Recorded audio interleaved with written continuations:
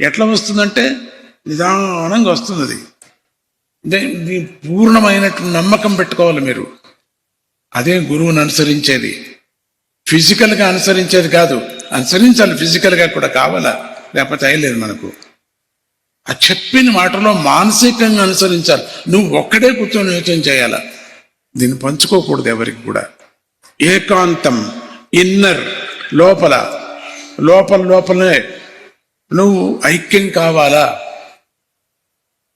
లోపలనే నువ్వు ఐక్యం కావాలా, లోపలే నువ్వు మథన చేసుకోవాలా, లోపలే నీ తపస్సు. అదే తపస్సు అంటే. చాలా అనుమానాలు వస్తాయి, చాలా మనస్సు కదా నిన్ను మంచి మార్గానికి తీసుకువెళ్ళనివ్వదు ఇది. ఎందుకంటే ఇది కర్మతో ముడిపడింది మనస్సు, ఇది బుద్ధి.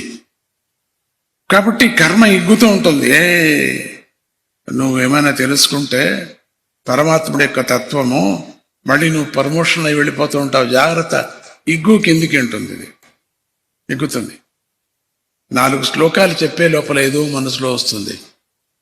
అట్లా వేరే తప్పు శ్లోకం చెప్తాం, అట్లా వేరే యోచన చేస్తాం. లెక్కలు వేసేటప్పుడు అదేనే, ఏదో వస్తే ఏదో లెక్క తప్పు వేసేస్తాం. ఫోన్ చూసేటప్పుడు అదేనే, తప్పు నంబర్ కొడతాం.